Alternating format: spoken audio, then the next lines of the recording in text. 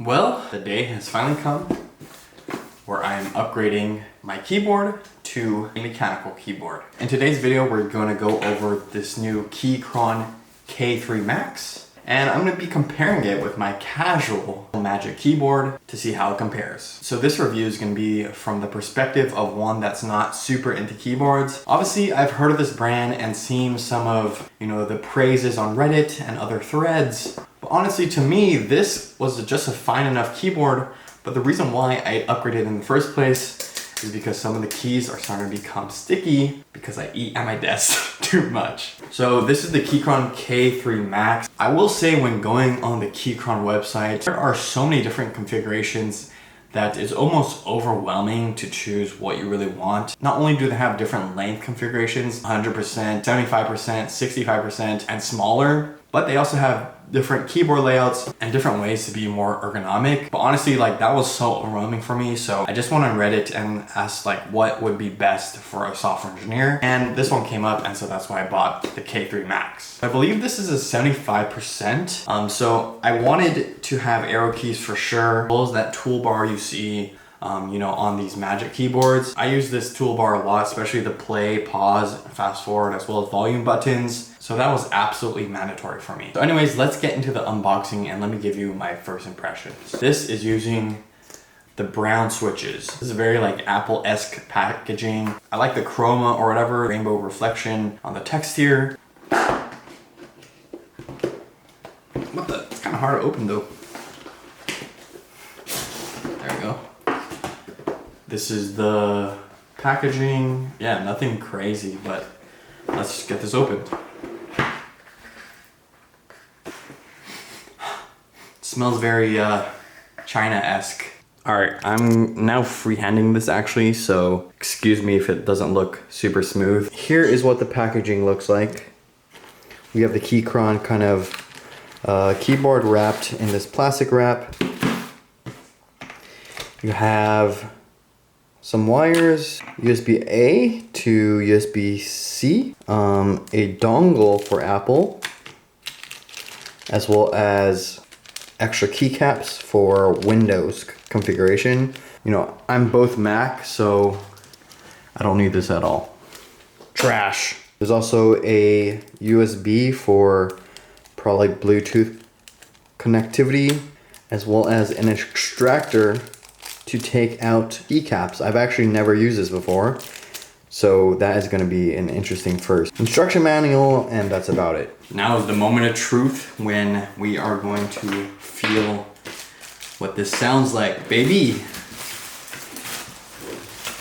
Wow. So first impressions is that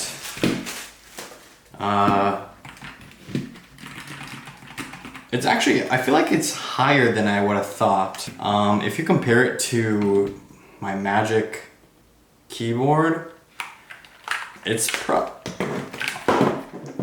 my Magic keyboard is definitely a lot thinner than this one. So, my only hesitation is that hopefully my wrists feel comfortable when I type, because I will be typing a lot and I have literally zero wrist issues with this. So that's my only concern so far. First off, let me give you some ASMR.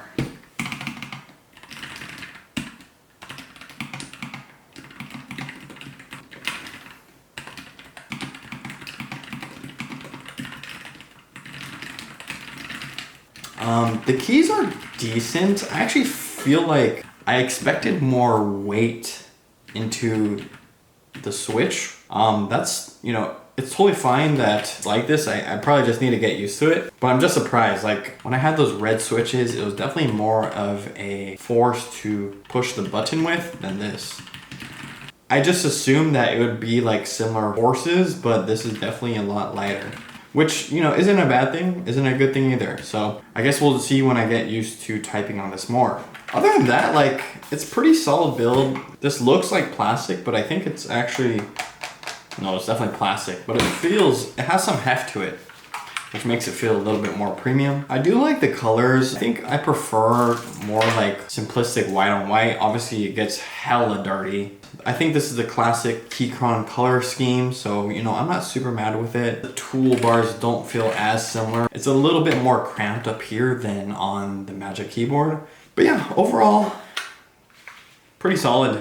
And so let's get this set up. The first thing you'll notice is that it's actually compatible with both Windows as well as Mac, as well as you can use cable to power this, as well as Bluetooth. I'm not sure what this G is actually, but there's that option as well. Some other features we have here are these adaptable stands. So if you wanna have a more aggressive angle, you can make the top of your keyboard higher so it's easier to, reach certain buttons.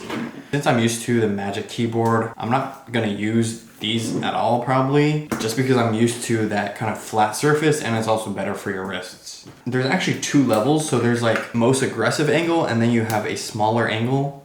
That's actually kind of nice. Maybe I'll use that. That actually feels a little bit better where my wrists are, flat on the surface and they feel pretty good. We'll see. Another feature you'll notice is that I actually got the RGBs. I was actually gonna get the white backlit keys, but because I bought on Amazon, they only had the RGBs, and so I was like, whatever, it's not a big deal. I'm probably even gonna use the RGBs since I work mostly in the daytime. I don't really game as much as I used to, but let me give you a preview of what it looks like with the lights off. As you can tell, it's actually pretty dim, to be honest. I expected it to be brighter, but the pattern's pretty nice, so can't complain there. So now let's get this plugged in and let's start using it on my computer. Here's the cable. It's a braided cable. I do not like this. I don't know, it's just not sleek. But it's braided cable, USB-C, goes here. Most likely I'll be using this into my dongle. Keychron Max, connect. Oh, is that it? And I am good. 91% battery, that's a lot. Okay, cool.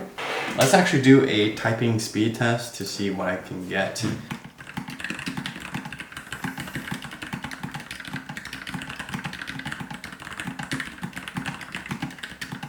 Oh shit. Song from what but during...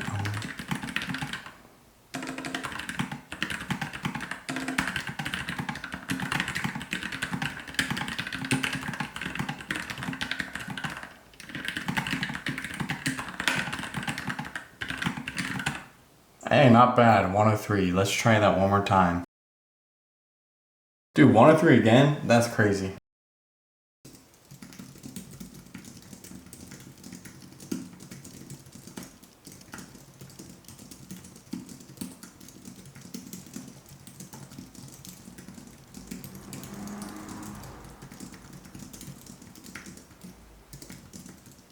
What the freak?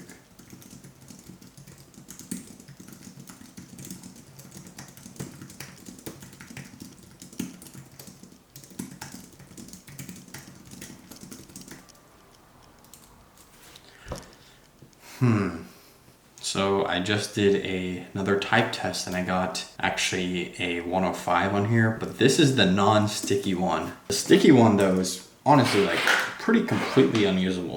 Like I can barely, if I don't hit the spacebar directly in the middle, it basically freezes up. Like if I hit on the side, you can see that it's basically stuck. I do actually like the heft. I actually prefer this in terms of pushing down on the keys. The second thing I need to test is the interchangeability with this keyboard. Like I said, I have 2 Magic keyboards. Well, actually, I have 2 Magic keyboards as well as 2 mice. And it would just be nice to only use 1 keyboard and 1 mouse.